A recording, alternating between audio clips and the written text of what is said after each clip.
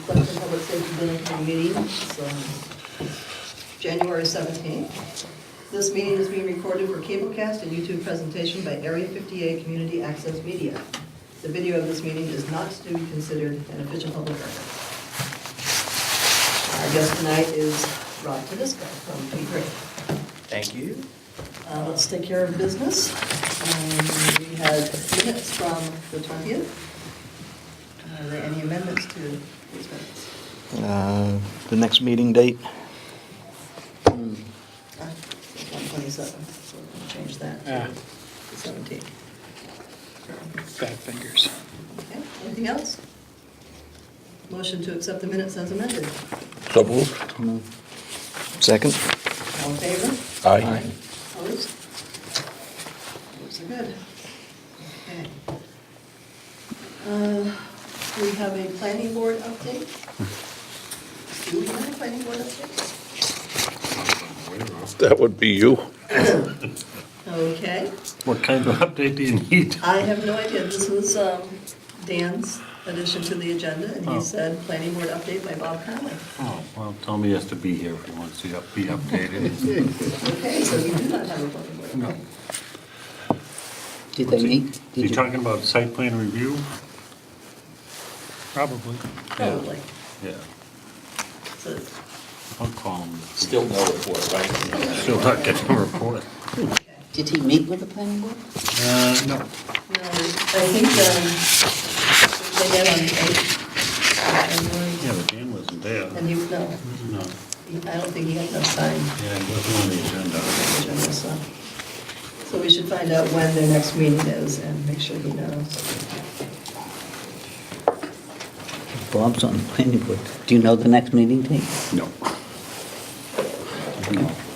Just, when they point me, say, go to the meeting, okay. Okay, I will reach out to Debbie Anderson. I think it's next week. You think it's next week? Yeah. Okay. I'll confirm that. Okay, so basically, it's over to Rob as soon as he's ready. All right, so a couple things tonight. We just wanted to go briefly through the latest and greatest plan set, which is being called the 100%. It's not quite 100%. I'd say it's about 99%. I'll start passing these out. I'll have to go through these right now. So we've, P3's put together a bunch of comments, questions regarding this plan set. This is just kind of like a brief insight as to some of the things we've been looking at, questions that we're already talking to context about. Just some things that need to be cleaned up in the drawings, kind of architectural details, electrical specs, the grading, things going on site. So what we like to do before we advertise is obviously get a chance to go through the drawings ourselves and look for holes and things like that as a peer review exercise. Okay, one thing Dan had said is that he had planned on getting this to us prior to our meeting and said he wanted us to go through it with a fine tooth comb.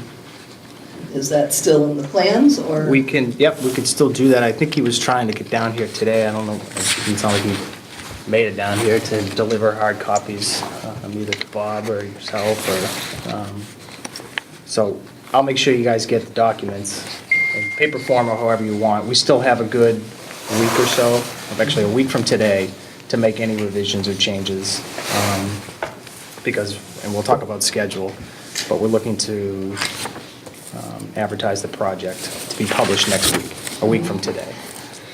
So with that said, we've got that 7-day period to make the revisions before they go live. And we can still make changes even after it's advertised publicly. We can make adjustments through official addendums and send out changes to bidders as they have the documents. So that's usual business. There's nothing strange about that. So you're looking for us to have one hard copy here and basically all of us receive it electronically? Yeah, we can do that. And then we have one, if you want to see it bigger. Sure, yeah.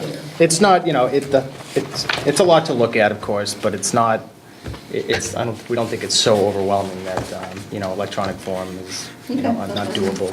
We'll make sure you guys get it one way or another, however you want it.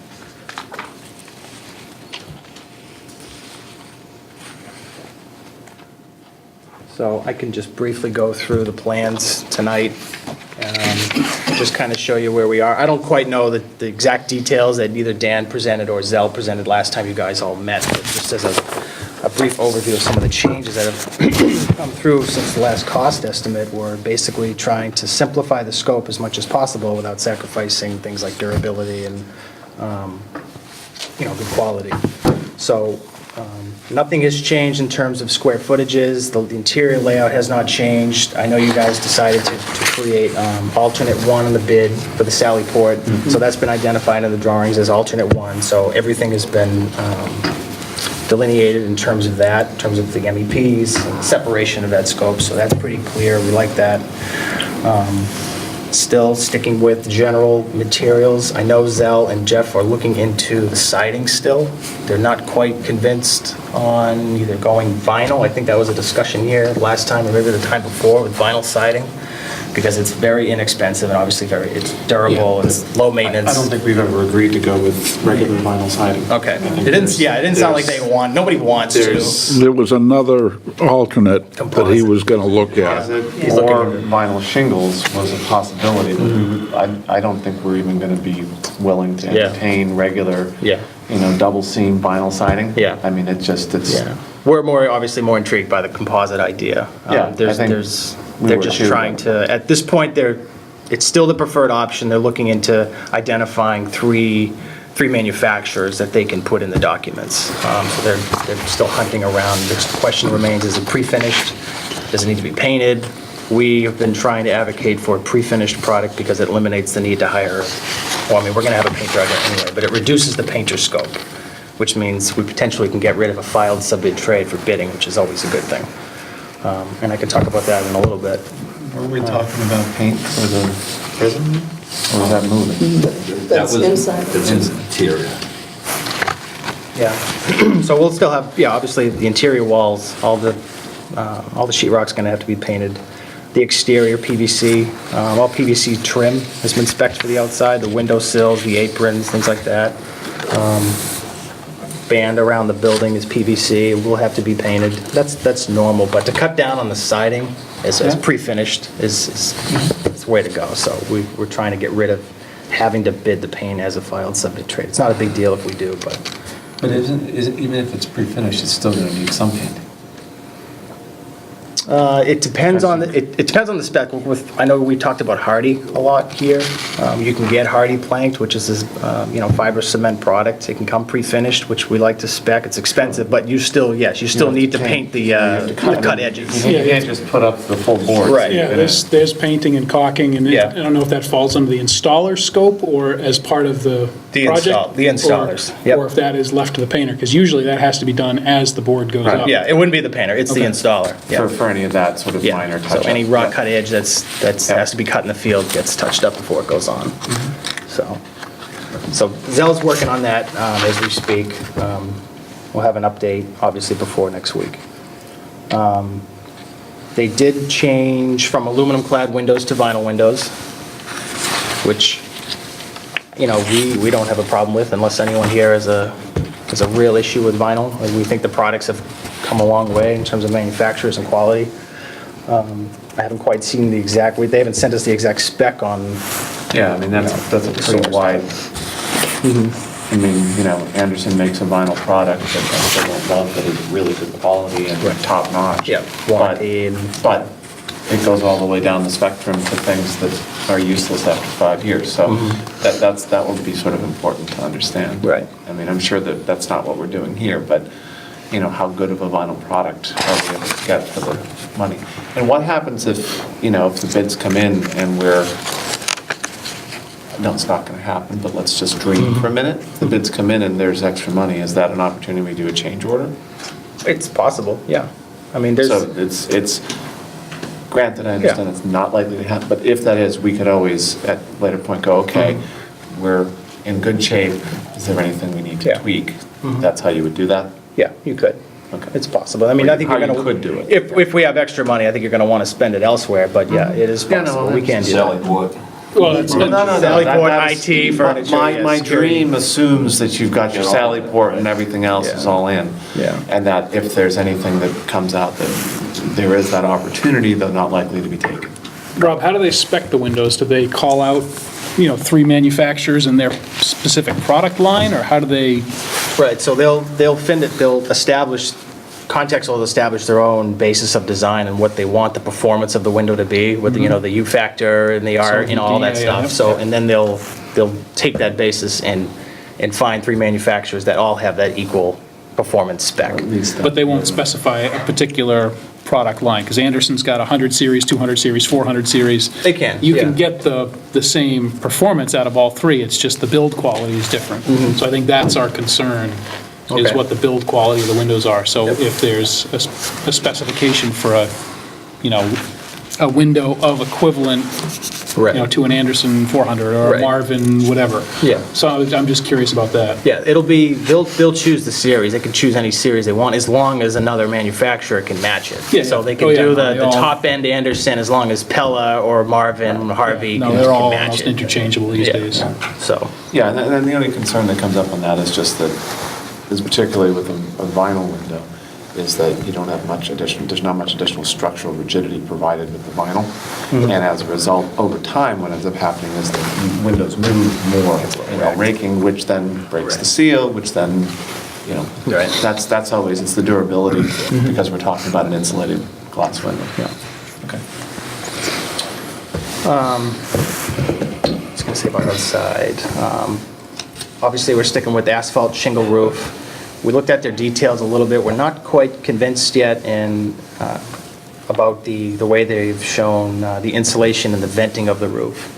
So typically, you'd see, and not typically, there's all different types of ways, and it's always argued about how a building should breathe or shouldn't breathe. But right now, they're only showing soffit vents or vents at the rakes or the gable ends of the building, with no ridge vent and no venting down on the lower soffits at the overhangs. So they're saying the building doesn't, it's going to be a sealed cavity in the roof, and we're not quite convinced It that that's... depends on how they air seal the ceiling.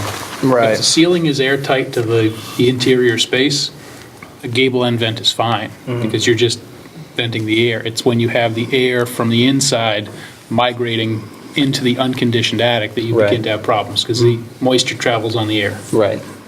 So assuming if they're calling out a do they say anything in terms of tightness, in terms of air changes per hour that they're trying to hit on the building? Not in the drawings, Not in the no. drawings? No, maybe in the spec. I haven't seen the actual project manual from them yet, but it's probably, could be in there. Yeah, I'd be curious to see their air sealing detail on how they're doing the sealing, because that's the driver of whether you need Right. additional ventilation in there. Right.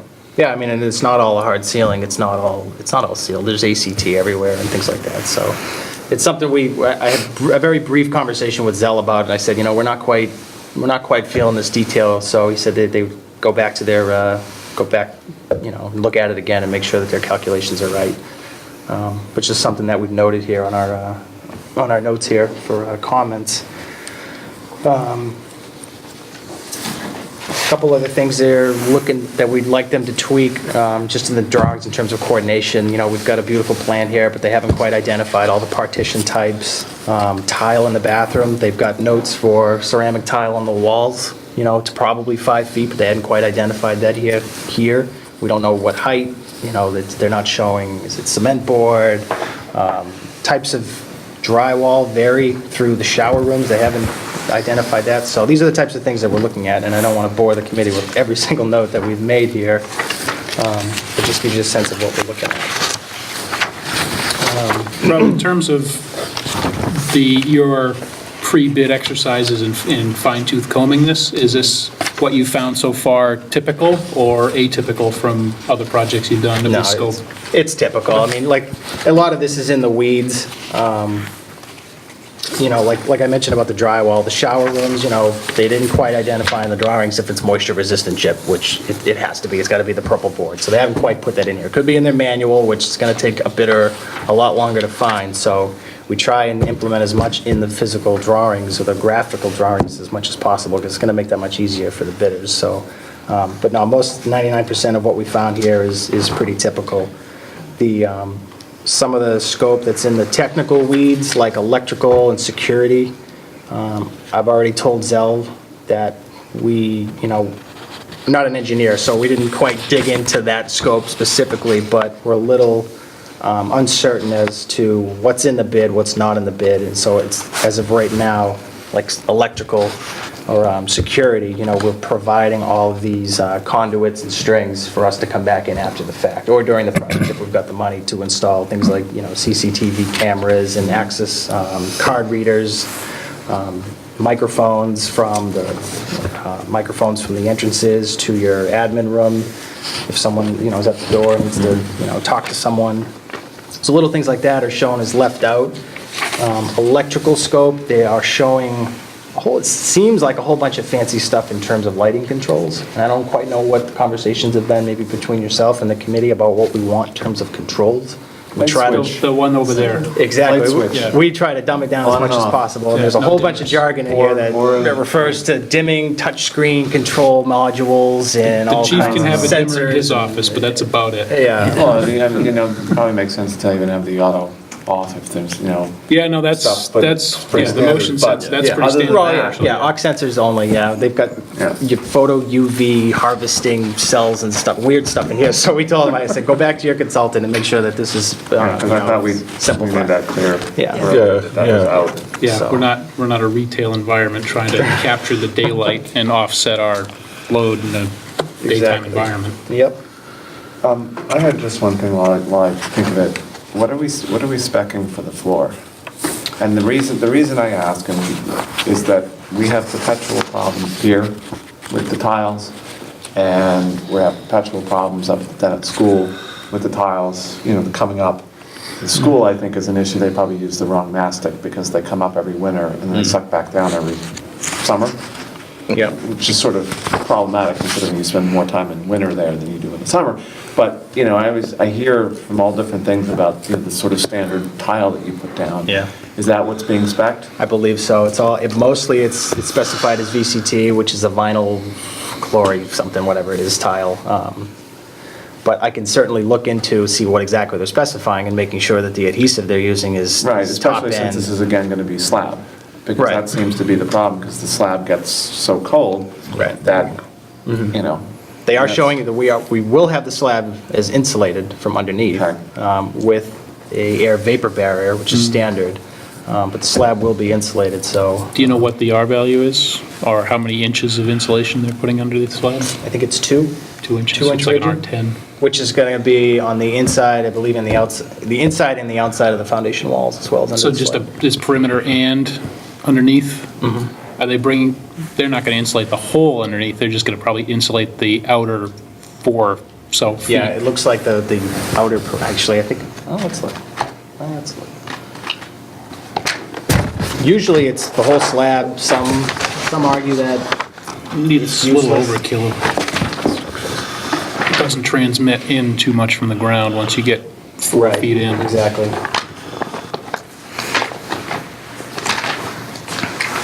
But I know they're showing it on the outside of the foundation walls. Yeah, I'm sure With they the do. continuous air vapor barrier up and around the footings. I'll look at it in the plans, that's fine. Yeah.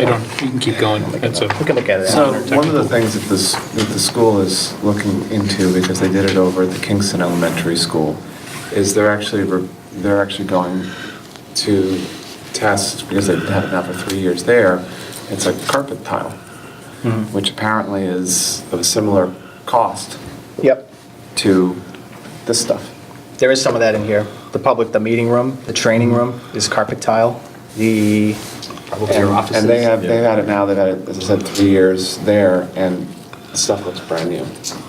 Yeah, and you can, if it stains or whatever. Well, just they pump it said out. if there's a problem, you take up that tile, put another one down, you don't clean the tile that's damaged, and you have it for the next time when something else comes up, and then they've had fantastic luck with that. So they're gonna be trying out a section in the Dennett.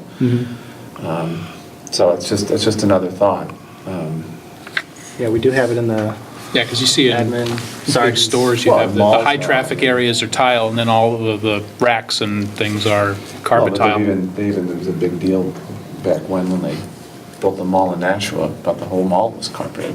And everyone said that's gonna last a year, and it was Yeah. fine. Yeah, It was it's pretty amazing. tough stuff. Yeah, so, It's just a concern because of what we're seeing with one of our other buildings. So Okay. as long as they feel that we're doing what we should be doing and that we can ensure longevity, because I think it will drive people crazy if we're going to, 10 years from now, we're Yeah, okay. running back and gluing tiles back down.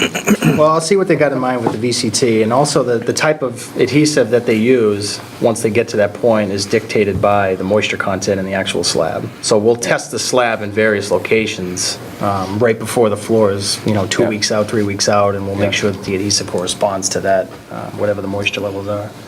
Yeah, 'cause that all is, I mean, the Dennett they may have applied that in a temperature window that was not within the manufacturer's specs. Low bidder. So you never know. Those are the things that, Wander around that building all the time saying that.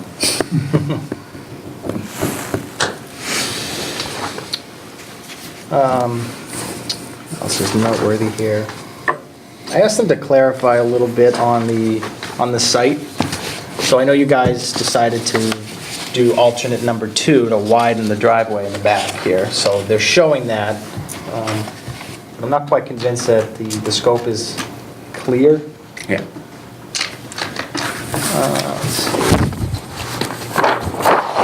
So we've recommended to add some things with the site design, like curb stops. You're not showing any curb stops or any type of protection at the front of the building. I don't know if that was decided on or talked about. So you've got a bunch of parking spots in front of the building, facing the building, but we don't really have any, means to hold the cars from either hopping the curb or, I don't think there's gonna be any curbing here with the parking lot. I think it's just gonna run off.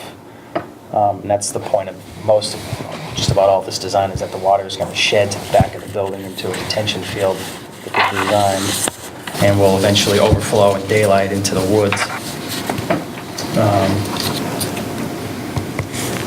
We're also not doing any downspouts. I don't know if you guys knew that. yeah, I think we talked about Yeah, that. we talked about. Doing a perimeter. Perimeter drip Drains- drips. drainage system, which is I like a- that a lot better than gutters and downspouts. Yeah. It's just more maintenance, as long as what we have, as long as they build it right. Yeah. And the building is gonna be not impacted by, splashback, because there will still be splashback even with the drainage system. And as long as that the materials are appropriate and they've. Yeah, I think usually Dan was talking about stone. They usually put stone there, so to Still minimize. splashes. Still splashes, Yeah, but it doesn't, But it doesn't again, shed dirt up if you- on If it. they're properly, dealing with the walls, and, I guess that would be one thing, look at what are they speccing for the bottom of the wall? Are they doing a layer of ice and water for $400? Right. A rim of that, so that any splashback that goes on, Yeah. again, it's gonna be composite, 'cause it's gonna be a Yeah. plastic They piece. have- And then other composite, Yeah. hopefully, of some sort there, so the water, anything splashes back should Right, run back yeah, on the off. outside face of the foundation, they've shown a continuous air vapor barrier, as well as that spray-on, moisture Okay. protection, that Yeah. black stuff that they spray on. So there's 2 layers Okay, of good. of redundancy there, so which is a good thing. I did ask them to clarify how they're gonna keep the water from shedding over the the entrances, over the main entrance and the side vestibule. There's no detail there to show, does the water get... Yeah, I think least that's you need what, a So there's no diverter. overhang? I think that's what we talked about at one point, was At the entrance just a areas. diverter to But move it it just away shows from the overhang. this drainage system going all the way across, but it doesn't quite identify how we're going to keep the water off the main entrance, which shouldn't be a big deal. It's one of those things that they need to clarify.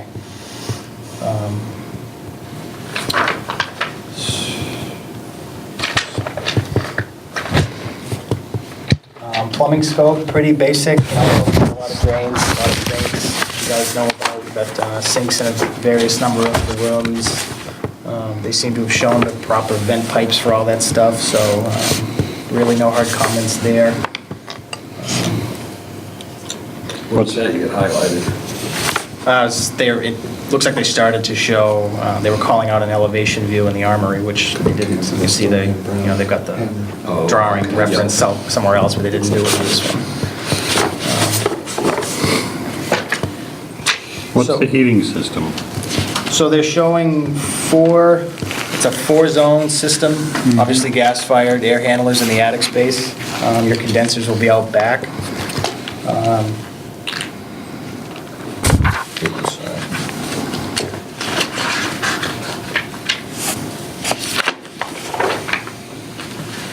All the fresh air intakes will occur on the roof on the backside, so you won't see any of the roof penetrations from the front of the building. Same thing with all the vent pipes. We checked and everything is in the back of the building, so aesthetically, you won't know any of it's there. But, they didn't show where it's a 4-zone system, they're not showing where the thermostats are located. That was on this list. Yeah, right. I know we cut down on some costs. I know they took out some redundant equipment in the design. We changed all the endpoints to flex duct down into the ACT ceiling, which is a huge money saver. 2 energy recovery units. 1,500 square foot is on. Yeah, so you have these. You gotta have the Sally port the cells on a zone, so now you're really talking about 3 zones to the rest of the station. Are there any major scope items that weren't clarified or that you guys were speaking about last time that you need to know about now? Is there anything? How are they bringing the gas main over? I mean, are they aware of where it is on the property and what they have to do to bring it to the building? So I believe there's a note, or should be, a note for them to verify the existing location of it once they get out here. And usually it's up to the contractor to verify all the locations and Yeah, I mean, we'll put the approximate locations of all the existing utilities here. Yes. Yeah. They need to find it. Pushing it under. Because this isn't big enough, Right. what we've got here So we to, were going to grab it off the road and push under. We Yep. can do that. Want to make sure it's big enough so we can tap and. Right, we wanted it big enough. Yeah, is that spec that they're going to put in a big enough that we end up building another building back here that we can come off that? We want to tie in the highway bond too, because Yeah, that's they right. pay a lot of money and too much money in heat. They want some natural gas. So this says gas service by local gas company. So similar to, I think it's similar to like an electrical service. You know, the contractor will own the excavation of it, the material, you know, like the sand bed or whatever the makeup of that material has to be. And the company or the electrical company or the gas company comes in and actually supplies the line, and connects it. But it doesn't say here what the size is, what the capacity is. Is that something we're going to end up doing, talking to the gas company representative ourselves? pretty sure Rob's gonna be doing that Yeah. as our Because OPM. if you remember from prior discussions, it's one, there was a desire to hook up the highway barn, which would be done, it's a separate project. But also to make sure that whatever goes under the street, that we can hook up and, well, probably not even on the street, you want to hook up as far up as you can here to be able to deal with if there is a fire station built in the Yeah. future, because you don't want to go back, and we won't be able to go back under the street, they'll want to dig a trench at that point because there's something else under there and then they might hit it. Okay. And we have to go across the front yard somehow to get to it, so that's, Yep.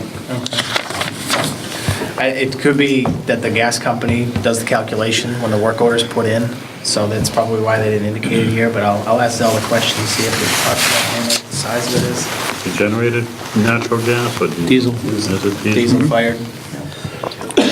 Also, when the gas comes in, we want to make sure that it's not going to be in the location of any possible future curb cut. Right. So that it looks like moved again. Looks like just about okay, or pretty close. Is it possible to put in a gas-fired generator? It is, but we decided against it for redundant. Well, if something happens to the gas service, Yeah. there's no power. For a really bad event, you need a diesel. How often does the gas go down? Murphy's Law. If the meteor hits the town, we'll be thankful we have a diesel generator. Except you still With have some to get the bigger cycle chance of the working. diesel not working. Bill, we It get seems like probably either 72 way. hours, yeah. I'm curious about the cost. I think when we talked about it, it wasn't, Wasn't, it was not an option, No. it was not a factor really, it was more the utility of it. it's more the question of having control of the fuel. And it's only 33 W, too, it's not very big.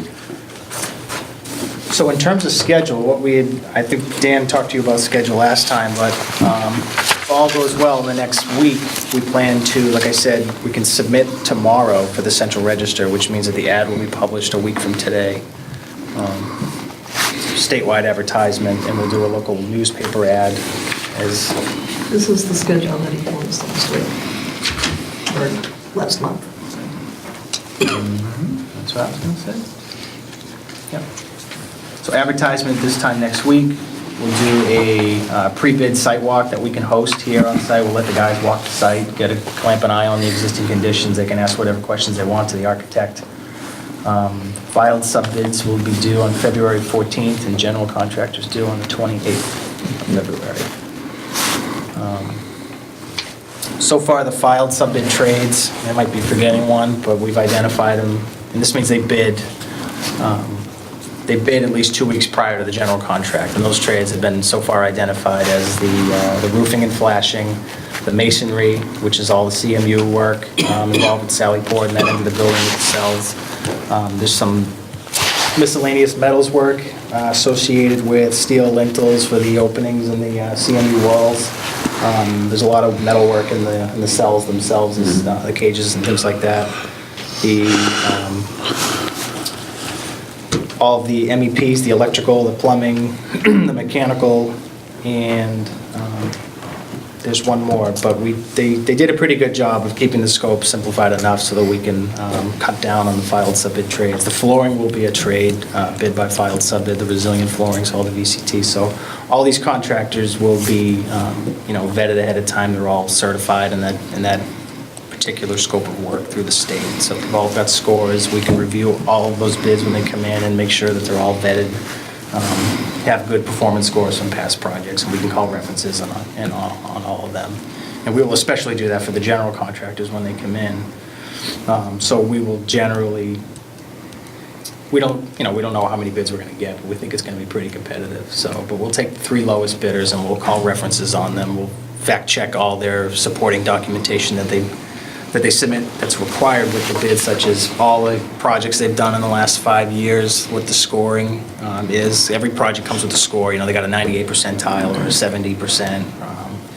And we will, if we think that they're leaving some information out, we'll go to the state and verify all of their projects in the last 5 to 10 years. And if they're leaving some things out, which we have caught in the past, a contractor's a bad job and he just happens to leave it off of his reference list, then, we can flag him as an unresponsible bidder and we can reject them.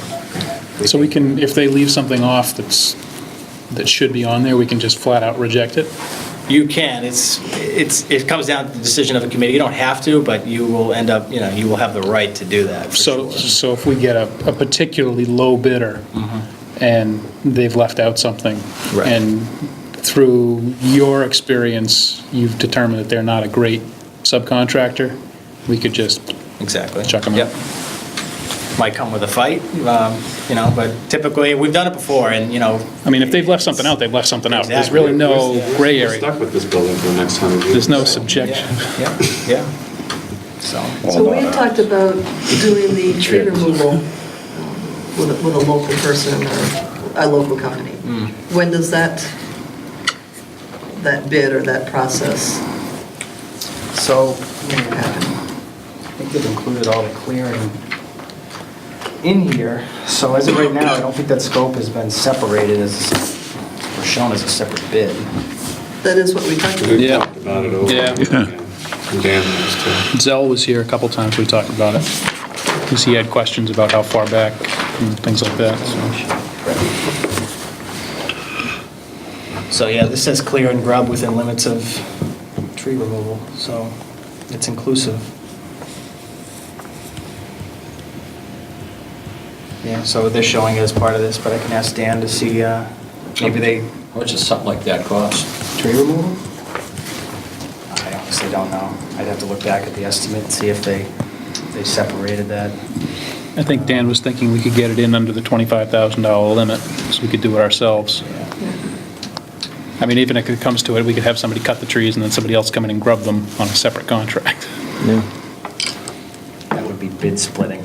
No, but what I'm saying is that, would they, I mean, even if it was the same company, do they each, it's frowned upon? It's too close to this, if you're doing a project where it's the same project, but it's completely different things, then you're not splitting that. But taking the trees down, you need everything cleared. No, but I'm saying not including either one of them in the project.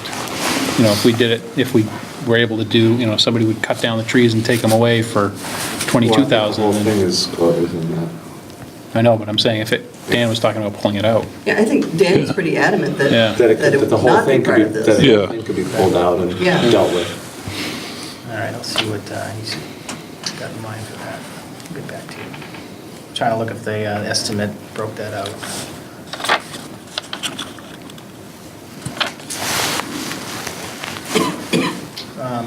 I'll look after the meeting, that's all. Drag this out. I did have some questions about the actual bid process. So we have to indicate that the bids be, delivered here to a specific office, to someone's attention. Do we know whose attention the bids will go to, what room? Yeah, it'll be the selectman's assistant, Brigitte Martins. It's not going to go to the Not gonna go to the- administrator. No, I think they determined that where she's so new that it would go, and there's Yeah. Bridgette's name right there behind Colleen. Okay. She's on top of it, totally, knowing that the bids have to come in, stay sealed, that somebody will be here 5 minutes after the time to Yep. open them and all that. It should be timestamped and, And, yeah. and there's an automatic timestamp. I think there's where it's a on. second one too, because she got a new one, so I think there's the opportunity, that was all being discussed. so. Yes, at one of the selectmen's meetings, so I think they're on top of it, but we'll use Brigitte as the, Selectman's assistant office or the selectman's office? Selectmen's office. Selectman's office, that's fine. We usually do like 2 PM, is that a problem, or no. the 14th or 28th? That's fine.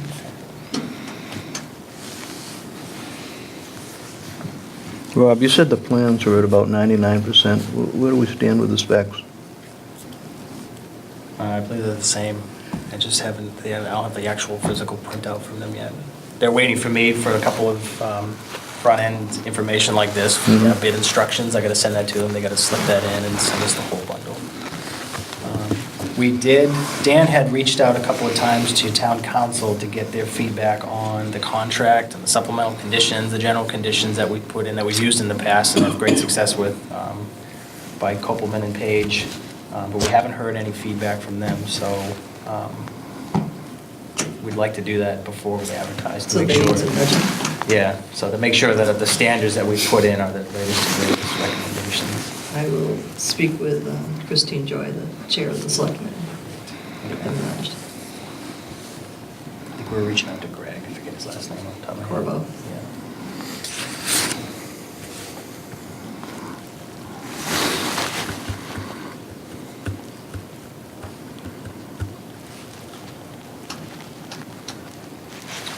So do you want Bree's email address, or? No, that's not You don't necessary. need- No, you- I don't need her contact info, just so these people know where to go, who to see. So are most of these people going to hand deliver them?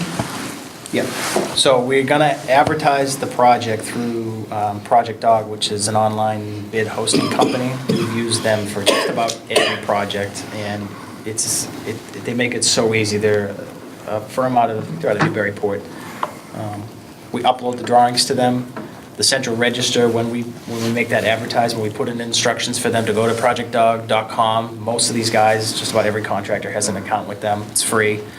They log in, they hit the project, they download the documents, or they request hard copy paper from them. Project Dog will print them out, mail them directly there. They can go to Project Dog, view the documents, or pick them up there for a $100 refundable deposit.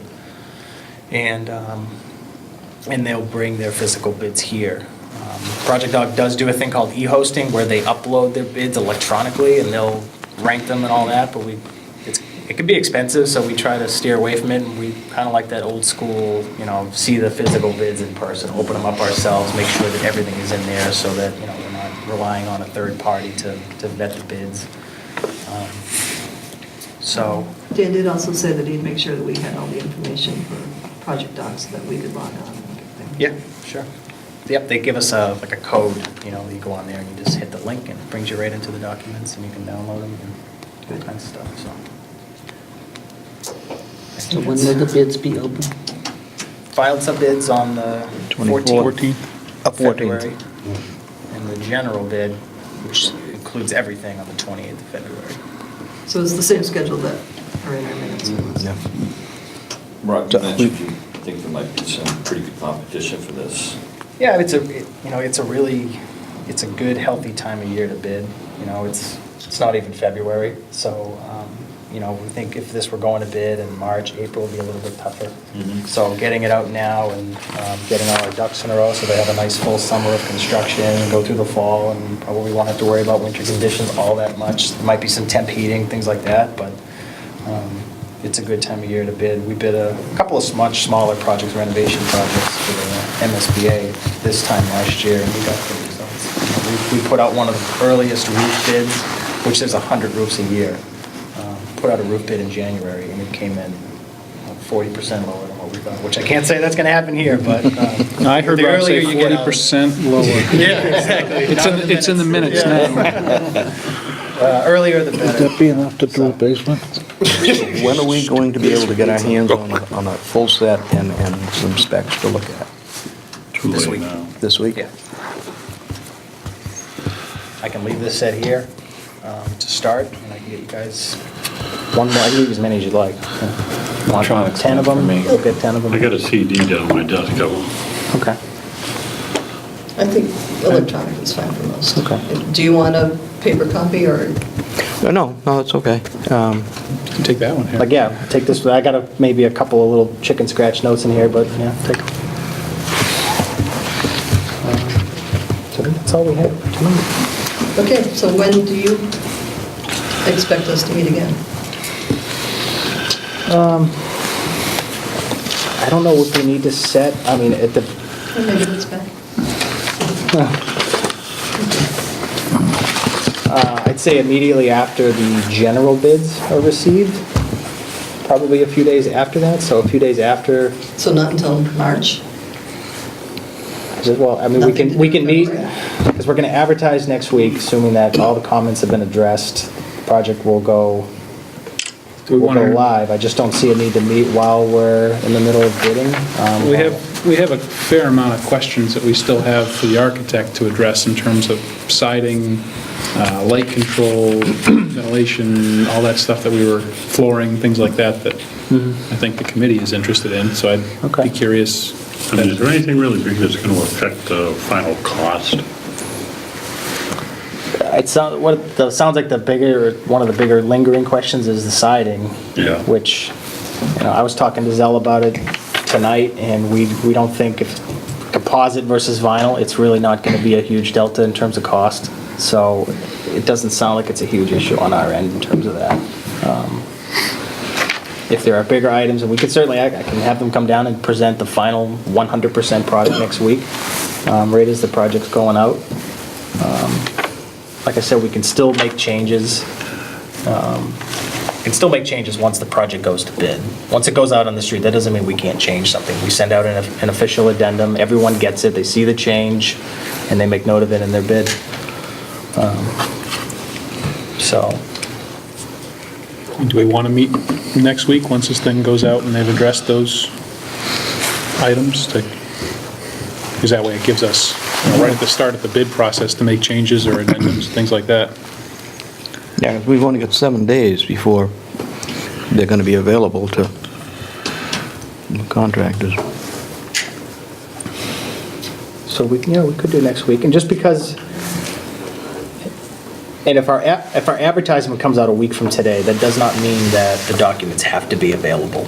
So the advertisement comes out, we can say, which is perfectly normal, that the documents will be available Friday, the 26th at 2 PM, or Monday, the 22nd, 10 AM. That's perfectly acceptable, so that buys us a little bit more time. I think it's important for the committee to know what the Yeah, siding you want to know. is going to be, and You want to know what you're getting. Idea of some of what those it's gonna things, yeah. Look like, and not that it's, not that we have,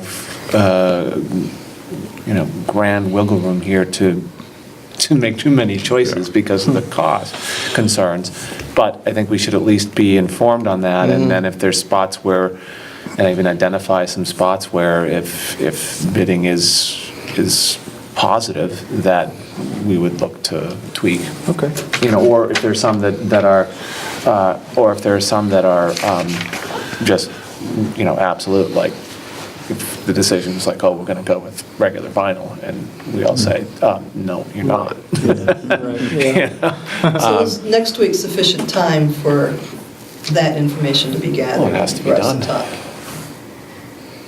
It sounds like it, yeah. I mean, Zell didn't give me any indication that the documents wouldn't be ready for next week to go live, so.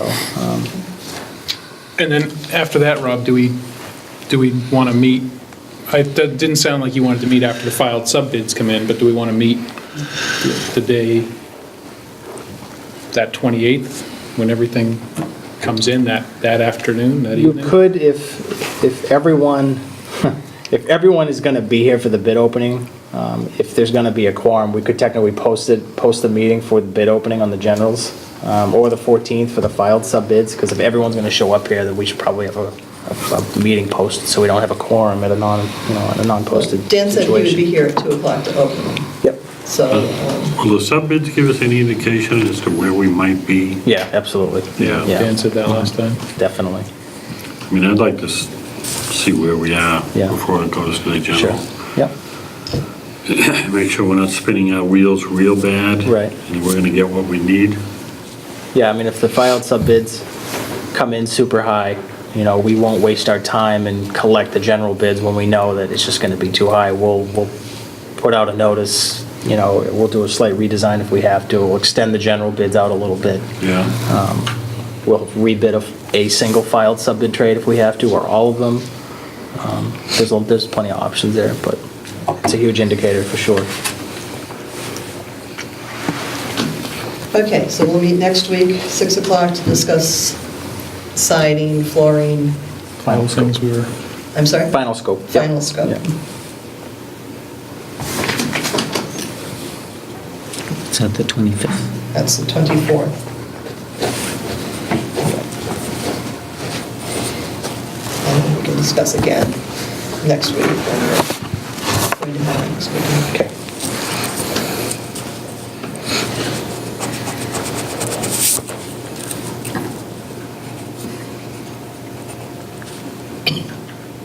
Anything else?